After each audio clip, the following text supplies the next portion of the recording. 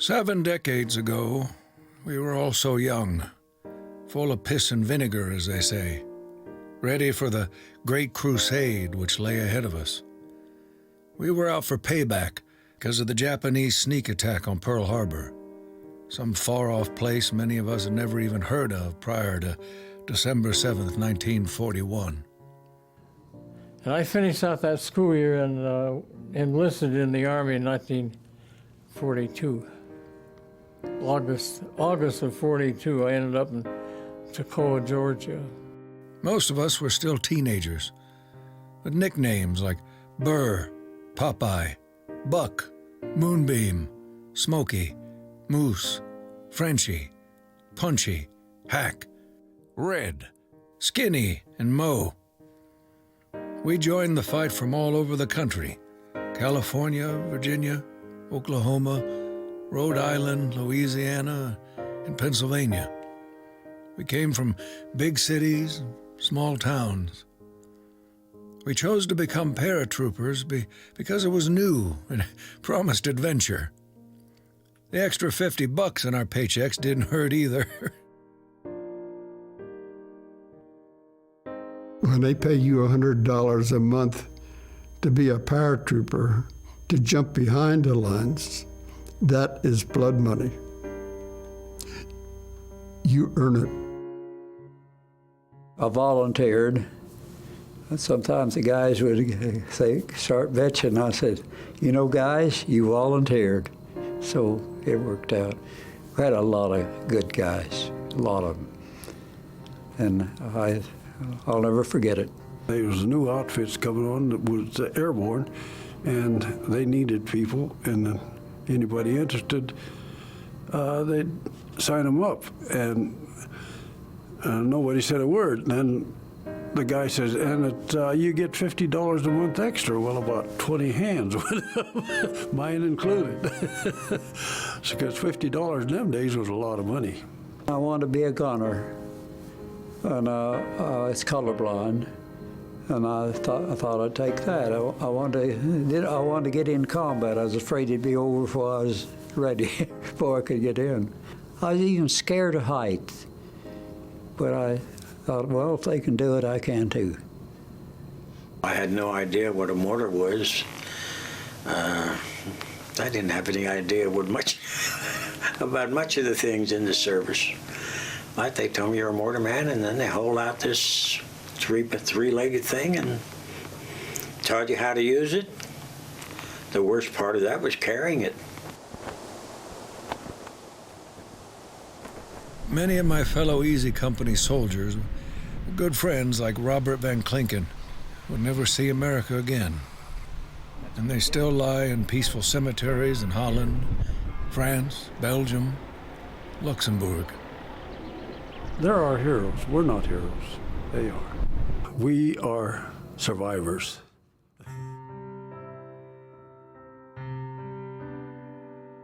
For those of us who did come home, such as fellow E Company veterans Amos Buck Taylor, there wasn't a day that went by that we didn't think about our friends who never enjoyed life after World War II.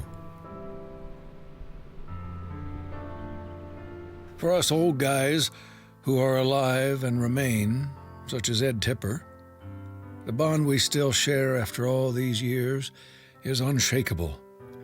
It's an unspoken thing that links the paratroopers of Easy Company, 506th Parachute Infantry Regiment of the 101st Airborne Division. A connection as firm today as it was on July 1st, 1942, when Company E, 2nd Battalion of the 506th, was formed in the oppressive heat and mosquito-infested woods of Toccoa, Georgia. None of us, as far as I know, talked about the war at all until we were in our 60s and 70s. And the reason we didn't is war is so horrible that unless you've actually been in it, there's no point in even trying to talk to somebody and explain it to them. Fellow soldiers like Lynn Buck Compton and millions of other Americans were just doing our part in World War II, doing a job for our country. But in combat, we mostly fought for those fellow paratroopers alongside us. Men we could always count on when the fight became fierce, especially in far-off lands with names that had become legendary for sacrifice and courage. Places like Normandy, France, Hell's Highway in Holland, and Bastogne, Belgium. I think the military experience, and especially combat, has a certain way of bringing people together that's probably different and stronger maybe than any other forces or circumstances that you might imagine. We became brothers, we citizen soldiers. Men such as Clancy Lyall, Floyd Talbert, George Potter, Ed Pepping, Walter Hendricks, Jerry Wenzel, Levon Reese, and Herman Hack Hansen. Relationships that were forged under circumstances and conditions only experienced in combat, and as witnesses to atrocities which men can commit against one another. Just a handful of us remain, and our numbers grow smaller each day. But the stories will always be with us, even as our comrades join those who never made it home and who lie under the white crosses and stars of David in foreign cemeteries. Countries of boys like Warren Skip Muck, Alex Pencala, Terrence Salty Harris, and Robert Blauser fought so hard to liberate from the Germans. When you go through combat together, the men who have been there, it's such an extraordinary experience that they are melded into this incredibly tight, cohesive unit. You had to come across that knoll, and if you remember, when you went on the other side, you had to go down there. You slid down that hill, and that German was over on your right there. Slid? You slid right down that hill. I didn't sled. Yeah, you did too. We jumped over it. Yeah, you're right. Yeah, it was steep there. Darrell Shifty Powers and Earl McClung didn't know each other before December 7th, 1941. McClung grew up on the banks of the Columbia River on an Indian reservation in eastern Washington state. Powers, also with a touch of Native American in him, in the hills of rural Dickinson County, Virginia. World War II brought them together, and back to the woods outside of Foy, Belgium, more than 6 decades later. In between all those years since the Battle of the Bulge, an unwavering friendship endured, its foundation built during battle and reliance on one another, not unlike the bond all we paratroopers in Easy Company share. I think it's probably the fact that we were both of Native American descent. If you were an Indian, they made the first scout out of you. Whether you could walk, crawl, and then cross-eyed, blind, or anything, if you were an Indian, you were a first scout. That's it. It does bring back a lot of bad memories, but we had tried to have some distractions. You know, we'd aggravate each other in an area like this. Maybe go under a tree and shake some snow down on somebody. This is great to be standing here and know that I can stand up and not be shot. I think about this area, think about the place and the people I served with here. There is not much argument from the other soldiers in E Company. From Wild Bill Gaunier to Don Malarkey, the combat brought us together and is the reason for the relationships many of us still hold close today. But before we jumped into the fight, there was training. And for the original paratroopers of the 506th, that meant Camp Toccoa, Georgia, Currahee Mountain, and Captain Herbert Sobel, the Black Swan as he was known to his men. Sobel was as mean as a grizzly bear with a toothache, and as predictable as the stock market. We all thought that if Sobel ever did lead us into battle, it was better than a 50-50 chance he would have been shot by one of his own soldiers. I never did get along with Sobel. I didn't understand him. I was in conflict with him almost all the time. But a lot of the guys say Sobel made E Company, and I agree with that. If it hadn't been for Sobel, we wouldn't have been here. He trained the heck out of us. They didn't like him. They got rid of him, but Sobel made us. An excellent training officer. Didn't know his from a whole lot about combat. Every time we had maneuvers, he screwed everything up. period. He didn't know what the hell to do. He was a drill instructor. I mean, very few men enjoy their drill instructor. The physical training in Toccoa was intense for the 132 enlisted men and the 8 officers who made up the company. Men like Sav Matheson, Gordy Carson, Tommy Burgess, Chuck Grant, William Dukeman, Al Mampry, and Paul Rogers were preparing for the mission ahead of them. Colonel Robert Sink was the commander of the 506th. Sobel reported to Colonel Robert Strayer, who reported to Sink. It started in Toccoa, Georgia, and that's where we got our training. They had a lot of physical exercise, you know, and nighttime marches and things like that. Maybe 15, 20 miles a day. Real rigorous training there in Toccoa, and a lot of people couldn't make it. It was rugged, I mean, but it was worth it. And at the end of that period in Toccoa, we had to go for parachute training. To get your wings, you had to jump five times. There's definitely something about being there from the start. And yet, you know, a man like Earl McClung was not a Toccoa man. He joined a little bit later, and he was accepted very well. He's definitely one of the stalwart men of the group. Buck Compton as well. He didn't join until England, and yet he was very much accepted by the men. The story of the men of Easy Company, 506 Parachute Infantry Regiment, 101st Airborne, debuted in print in 1992. In reality, the author of the book could have focused on a company, a regiment, and any division in Europe. It just so happened that he and his team came across us, a group of rowdy paratroopers. Oh, and we could get rowdy. And we walked in, went to the concierge and said, you have a group here from the 101st Airborne having a reunion. Where might we find them? And it was really the first funny thing that happened that day, because the concierge looked at me and said, I don't know who they are, but they're mighty loud. I was having dinner with my wife, and she said, there's somebody on the phone who wants to talk to you. His name is Ambrose. And I talked to him, and I said, this was 50 years after the war. I said, I really don't remember an awful lot about what went on, but I'll give it a go. And I did, and I'm glad I did. It all came back to me. It took a while, but it did.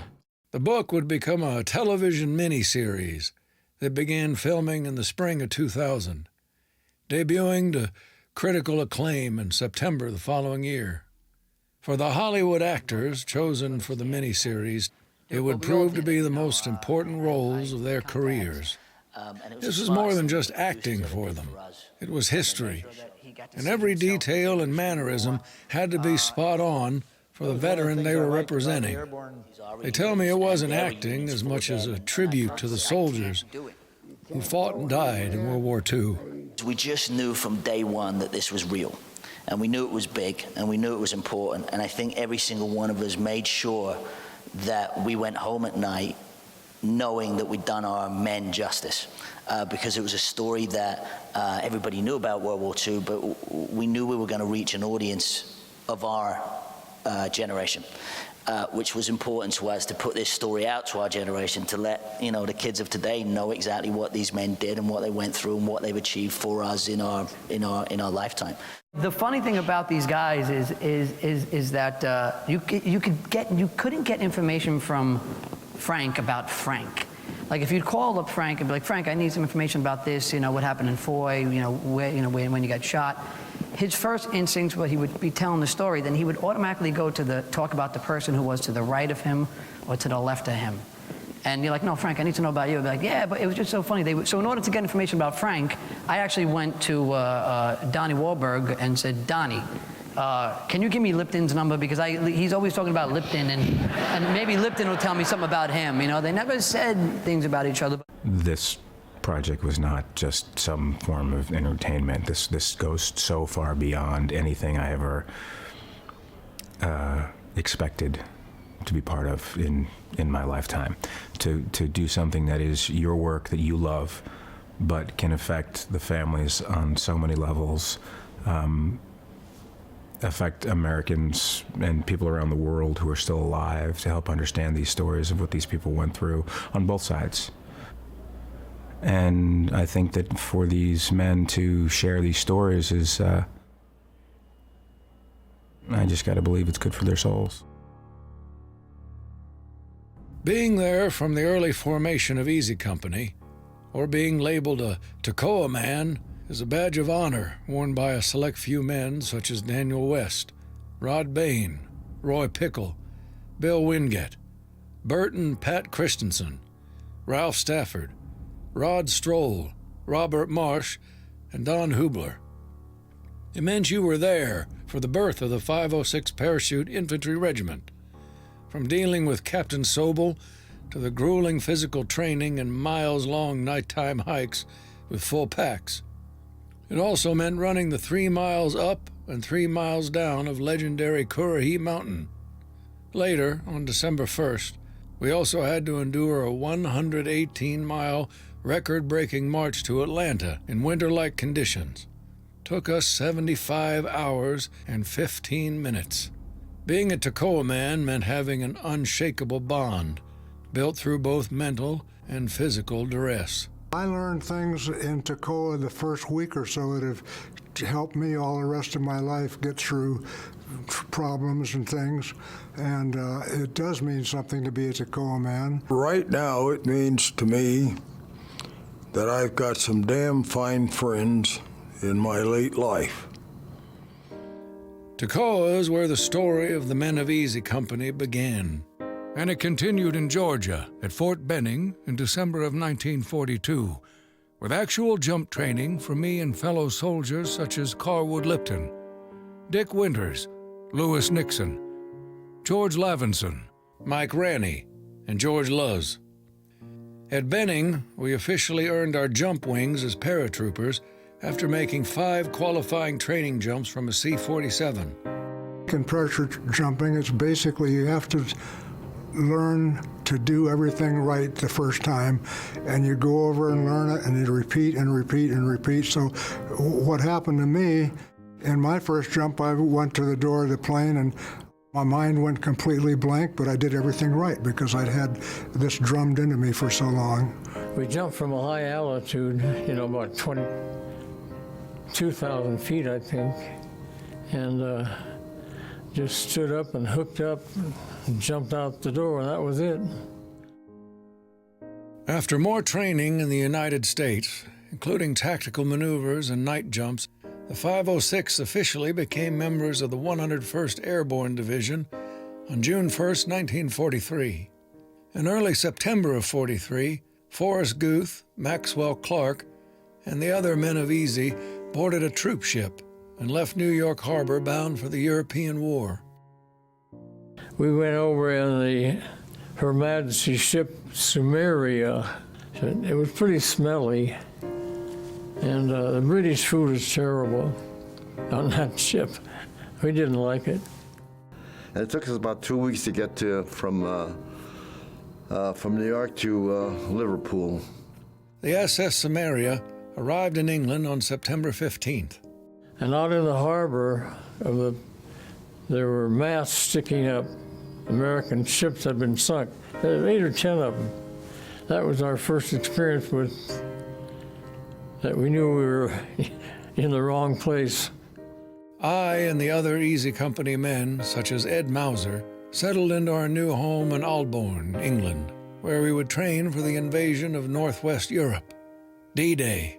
We lost our first man in one night jump training exercise there. Rudolf Dittrich's chute didn't open, and he was killed. We trained there for 9 months. We had practice jumps. We had a night jump there, and it looked like the area of France, but we didn't realize where we were going to go. General Eisenhower said we was going to be 94% casualties, so we all knew that already. We probably wasn't supposed to know it, but we did. Yank paratroopers receive last-minute instructions before taking off for the invasion coast 100 miles across the English Channel. We soldiers of the 101st and 82nd Airborne would lead the way into Normandy prior to the beach landings on June 6th. On the evening of June 5th at 11 p.m., easy men such as Ed Joint, J.B. Stokes, Dick Davenport, Wayne Skinny Sisk, Alton Moore, and Robert Rader, as well as thousands of other paratroopers, left England on nearly 1,000 C-47 transport planes. Easy Company took off from a Pottery airfield, while others left from bases in other parts of Great Britain. We headed across the English Channel, our destination, Normandy. Decades later, Don Malarkey and Earl McClung walked that same runway at a Pottery, England, with a feeling of déjà vu. Just that we was going to combat, what we'd been training to do. First thing you know, we're ready to, we're over the Cotentin Peninsula and ready to jump. Low cloud cover and intense flak by the Germans first put over the Jersey and Guernsey Islands and later over the Cotentin Peninsula, sent the majority of the C-47s scrambling off course. It got real bad when we hit the Normandy coast. The sky lit up and the flak came up and the machine gun tracers were coming up. You could hear the bullets hitting the side of the plane. There was no problem getting the guys to jump. They wanted out. They wanted that green light to come on so they could get out of that damn thing. I think everybody wanted, you wanted to get out.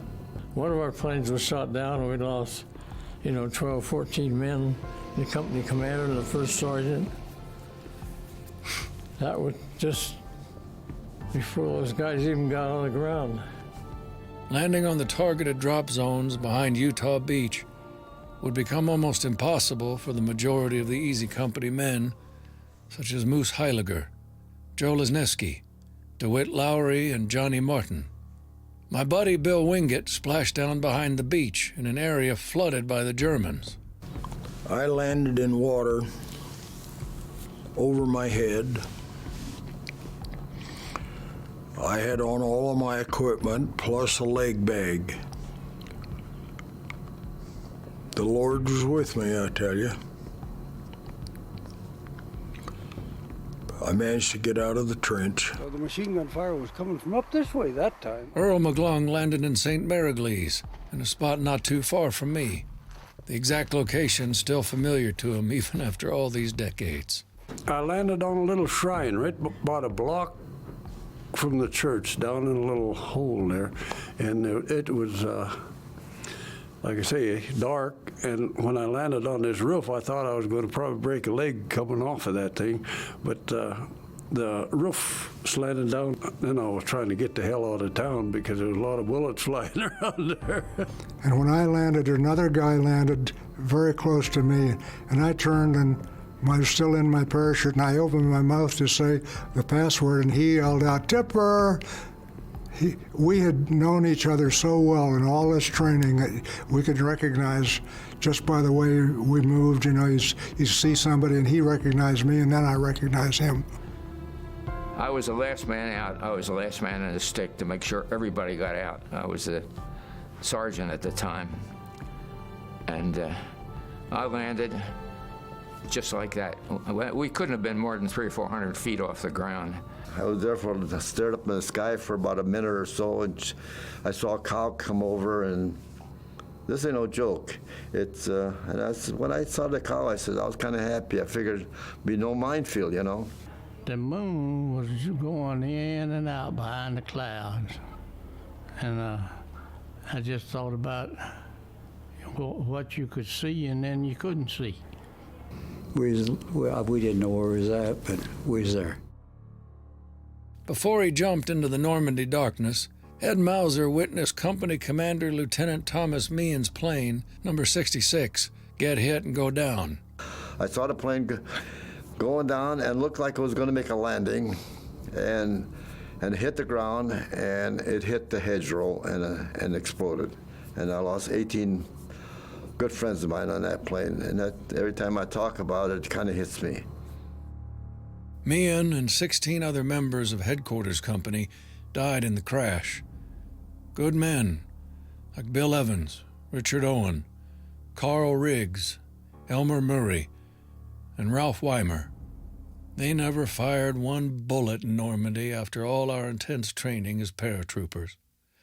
Earl McClung and Don Malarkey visited the crash site several years ago. He replaced Sobel in E Company, and I only knew the man when I saw him. I never spoke to him, but this is where they found the remains of his plane, and they found his dog tags here. Normandy was the first taste of combat for the men in Easy Company. For some of my friends, it would be their one and only fight. Private Ed Tipper was seriously wounded a few days after D-Day in the battle for Carentan. Our resistance was not very heavy. The Germans that were resisting us had one machine gun, we had three, and so we just moved ahead. And what happened was the Germans were one step ahead of us, so they had that Y intersection zeroed in with mortar fire. They knew that they could withdraw, and we'd move forward into that intersection. And so I was in the doorway of a building I had cleared, and the mortar shell landed at my feet, and I got very badly wounded. Liebgott came running over and said, the mortar shell hit you. And so he risked his life to help me, but every one of us, that was just the normal behavior for our group. Everybody was capable of risking his life on an instant for anybody else. I had my right eye destroyed. That was what the worst of it.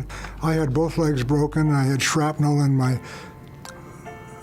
right elbow and in my left elbow and my right knee. Either one of those could have caused me all kinds of problems later in life, and neither one did. I've lived a very active life. I skied well into my 80s. I played four-wall handball for 20 or 25 years, and I've always been extremely active. But when I was wounded, I thought my life was over. I thought, my God, I just won't be able to do anything. I won't be able to get a driver's license, and that was my reaction. And I found out that all of that was just not true. I taught school for almost 35 years. And I don't know if that's a normal experience, but I did what I wanted to do. I'm satisfied that I did some good in the career that I took, and I never regretted it. Most of the E Company men thought Tipper died as a result of his horrific wounds. When I was in the hospital in Indianapolis, I went to visit Floyd Talbert's family. Floyd was still in, and they wrote a letter to him. He was still fighting. And he wrote back, he said, Ed Tipper visited you? That's crazy. I saw him killed. He said top of his head was blown off, and whoever's saying he's Ed Tipper is impersonating him, call the MPs and get that guy put in jail. Normandy would also be the first time many of us, such as Bill Wingate, would be faced with the task of doing what we've been trained to do: kill Germans. I think it was difficult in the sense that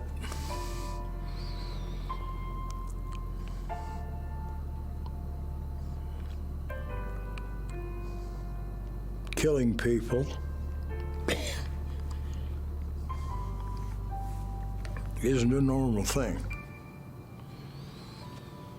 I think it was simple enough in the fact that I'd been training, and this person was interested in doing me the same way. Normandy was also a place where, due to the logistics of the fight, we were not exactly encouraged to take prisoners. Same on the German side, I was told. I figured, well, they probably do the same thing to us, so after we captured these Germans, what happened to them, I don't know. So if that's what they did it, but I didn't see it, though. Walking the Normandy battlefield at Brecourt Manor, decades after the fight, brings back thoughts of being indestructible. We all thought that way. I know Don Malarkey did on D-Day. So without doing any thinking at all, I ran out in the field because I could see a canvas pouch on this German side, and I immediately thought it was a holster. Well, I got out there alongside him. It was empty. But while I was kneeling down by him, Winters yelled at me. He was near the second gun. And he said, "There's Germans all over the place. Get the hell out of there." Private Albert Blythe was portrayed in some circles as a shell-shocked soldier who lost his nerve in Normandy, then regained it in the fighting around Carentan. Blythe was seriously wounded by a sniper just days before we were pulled off the line. It was said he died in 1948 as a result of wounds. Yet in reality, Albert Blythe went on to fight in Korea, earning several medals. He also made a career out of the military, passing away in 1967. He opened up with my mom pretty much, and she knew what happened, but she never told me. All she told me, she said, well, you know, one of these days when you're grown and I'm not here no more, you know, maybe you'll find out what happened and, you know, maybe what he went through. But she never told me. She just said the war really messed him up real bad. You know, which, you know, he drank a lot. He was a real heavy drinker, and that led to his death. And how I want my dad to be remembered, you know, that Al Blythe just did what he loved, and that was being a paratrooper. After fighting in Normandy for more than a month, we were sent back to England in mid-July to regroup. That meant replacements for the 65 E Company men who were killed, wounded, or missing in France. Babe Heffron, Tito Mendoza, Tony Garcia, Les Hashey, and Don King joined us in Aldbourne. I treated them just like us. They was new, they was his replacements. Maybe some, but they didn't, but I did. Holland and Operation Market Garden was the next jump for all of us. But not for E Company man Phil Perugini, who broke his leg on the D-Day jump. It was a Sunday afternoon, 12 o'clock. People were in church and that, and 13,000 troopers were jumping. And we jumped right in Zahn there, close to that church, and all at once the bells started ringing, and people come running out, and they looked up at the sky and seen all the umbrellas, and they were so happy. We got into the city there, and they got some beer and some food and hugs and kisses, and they were just so happy about it. So I knew what freedom was then. Buck Taylor had also been wounded in Normandy, and he rejoined Easy Company prior to the jump into Holland. His biggest fear wasn't heading back into combat, but rather being assigned to another unit.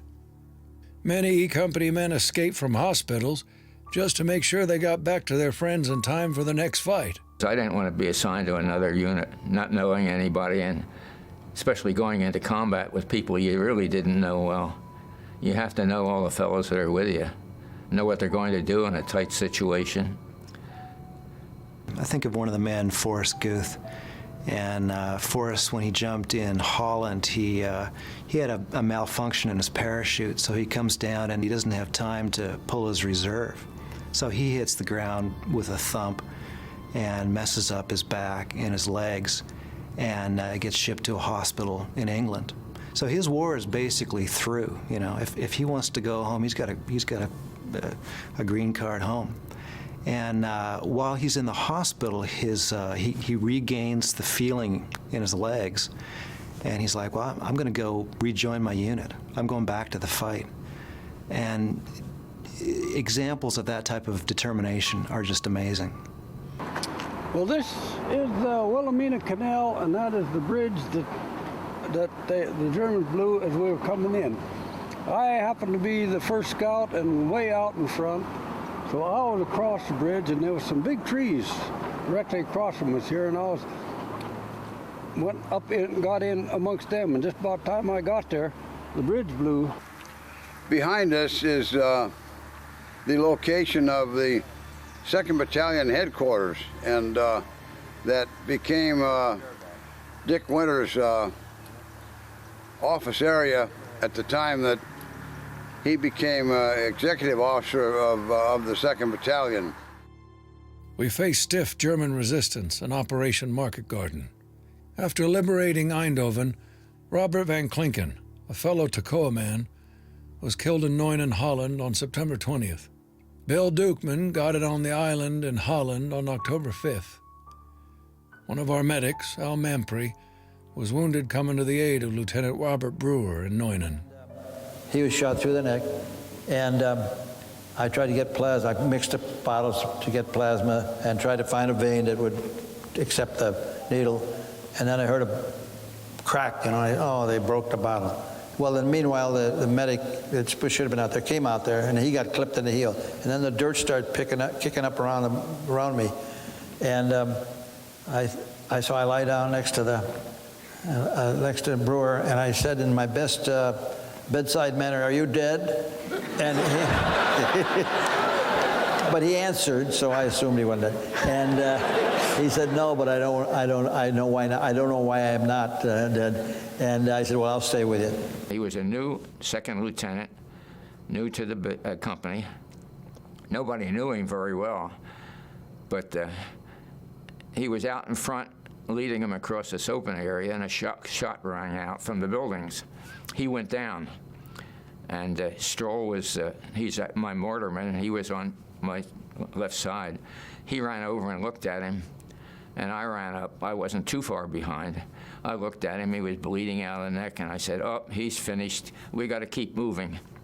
And I met him 20 years later in Washington, and we joked about this. He heard me say that. And this is the second time I've been in these woods, in this area. It brings back a lot of memories. The Germans' offensive in the Ardennes forest in mid-December of 1944 led Easy Company and men such as Frank Sobolewski to Bastogne, Belgium, where on December 18th, one of our older guys, Ed Mauser, celebrated his 28th birthday. We didn't have the right equipment, not very good winter equipment. Didn't have much ammunition, just a few rounds and a clips and that. But they said, "That stuff will pick up and you'll get it." So we started up the Bastogne-Foy Highway, and the first thing we ran into were Americans from the 106th Division, and it was unbelievable to us to see them coming at us with no weapons, half of them didn't have overcoats, helmets, some were bandaged. I don't know, I liken it to almost Washington at Valley Forge, that kind of a picture. Well, we got all the way to Bastogne, and these Americans that were retreating there, we asked them for their ammo and some of their clothing and that, and some would give it, some wouldn't. I don't know why they wouldn't give it to us. So then we got into Bastogne, into the forest there, and it was the 16th that we traveled, and about the 18th, we got surrounded. And I was thinking about, you know what, that's my birthday, December 18th. And I think that's when we got surrounded. It was down on our hands and knees, and the goddamn shells kept coming in. It was really bad. It's terrifying, really. A couple of them hitting the trees, and Garnier was only 30 feet away from him, and he went down. So I ran over to him, and I could see he was in bad shape. But not much you can do in a situation like that. Hope for the best.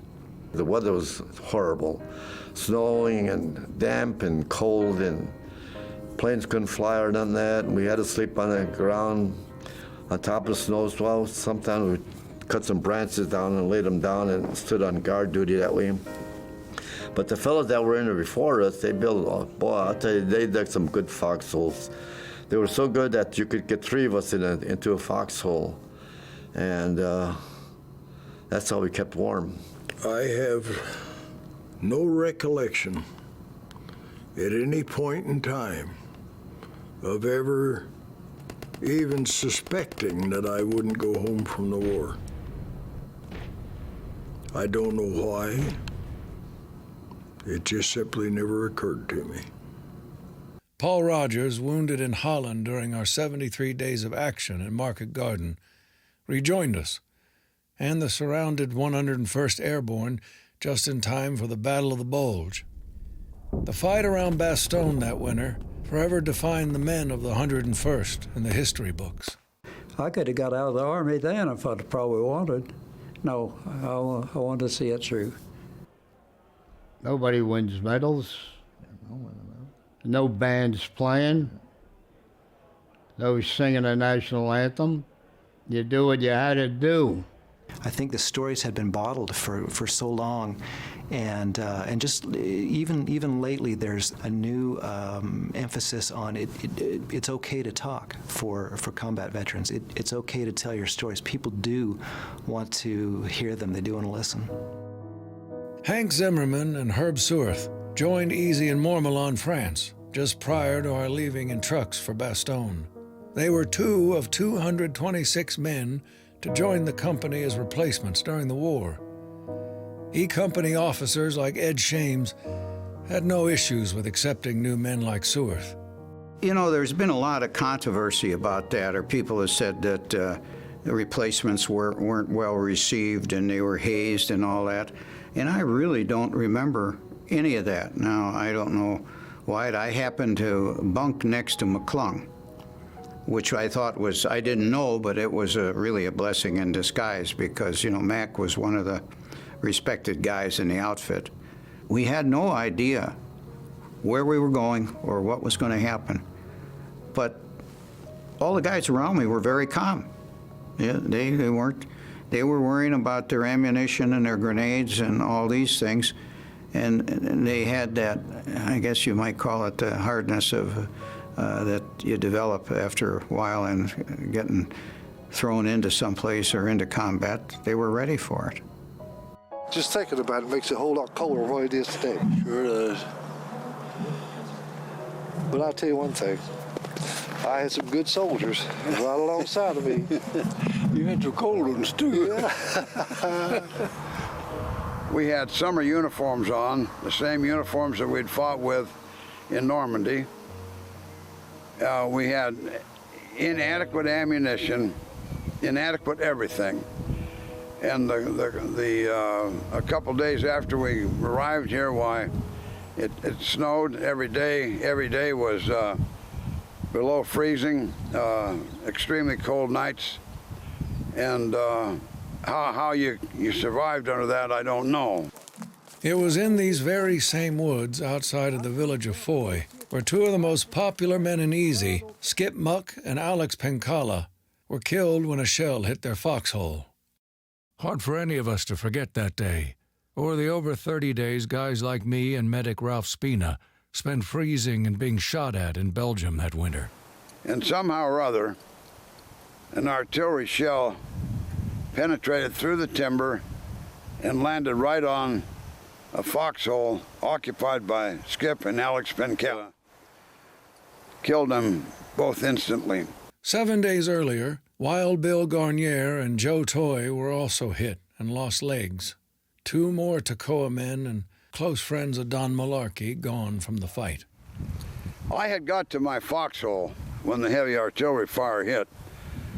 And then I heard a scream, and I jumped up out of the foxhole, and the shelling had subsided a little bit, and I could see Joe Toy out real badly hit, and Garnier running out to help him. And as Garnier went running out, then he got hit just as bad as Joe. It was rather cold-hearted, I guess. You weren't surprised. We all knew it could come any time to us. And there was no weeping or anything like that. Pat Christensen, one of the men of Easy Company, I was fortunate to get a hold of his journals in the researching process, and he talks about how the exact experience of war is impossible to convey, even by those who did the fighting. And Pat was a rare combination of, he could write things in his journal, and then he also drew pictures. He was sort of the resident artist of Easy Company. What he saw, he drew. But even then, he confessed the inadequacy of words and pictures to really talk about what was happening. Over a period of time after I was here during the war, I've often thought about this, especially in the wintertime when it snows back in Virginia. And I think about this area. Revisiting places like the Boisjacques Woods outside of Foy, Belgium, where Toccoa man Frank Mellet was killed by a sniper in the village. Or the rebuilt city of Haguenau, France, where easy men such as Norman Nitsky and Don Bond saw their first and last offensive action of the war, brings into perspective the incredible experience we were part of. Fellow soldiers like Shifty Powers and Earl McClung are able to recall their time in locations such as Hagenau and the Ardennes Forest like it was yesterday. Their travels to Hitler's Eagle's Nest high above Berchtesgaden in the Bavarian Alps, which soldiers such as Don Moon and Paul Lamoureux helped to capture, are as vivid today as they were in 1945. Well, Hitler's home was completely obliterated. There was nothing left of that.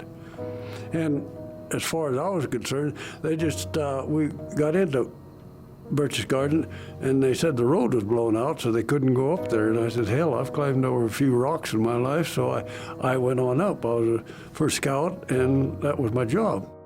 The liberation of the concentration camp at Landsberg in Germany certainly brought the reason for the war home to all of us in Easy.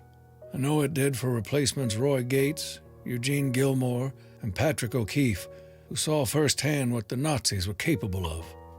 Contrast that with the beauty of Zell am See, Austria, where we in Easy saw the war end.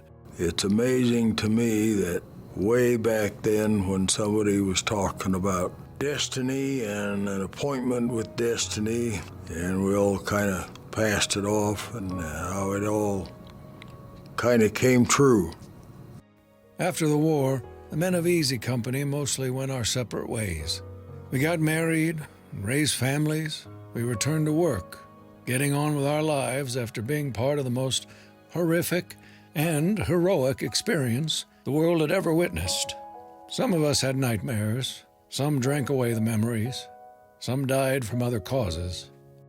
But we all just got on with life.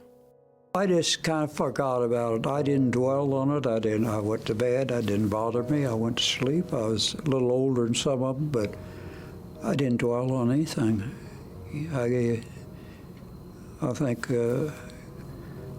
I've always believed when my time come, I would die, no matter where.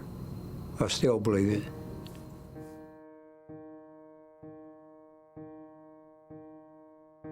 The experience of World War II was something I and the other 374 veterans who made up Easy Company during the war mostly tried to forget. But being a part of that company was, at the same time, the proudest moment of our lives and would be our greatest accomplishment.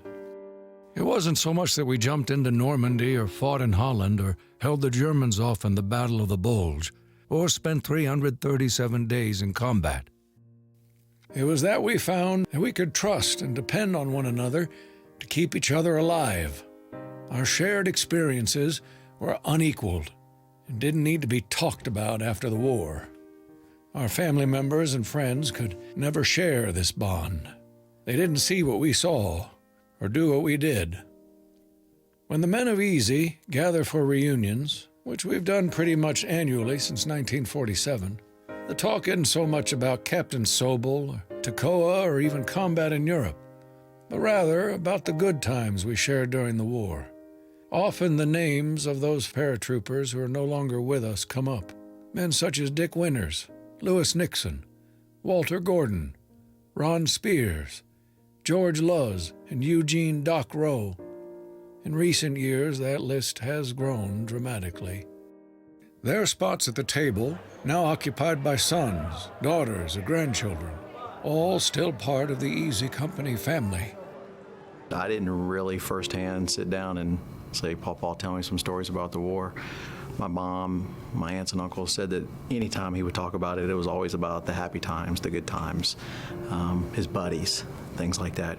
You know, I was pretty fortunate because as a son, he would share them with a son where he wouldn't share them with a daughter. So, and the story that I always remember the most was the Muck and Pincala, getting killed in Bastogne. So that was a story that I always remembered.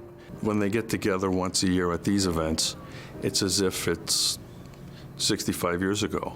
They're kids again, and they think like kids, and there's an extra little spring in their step, and it's really cool to witness that. You see him and you think about something that happened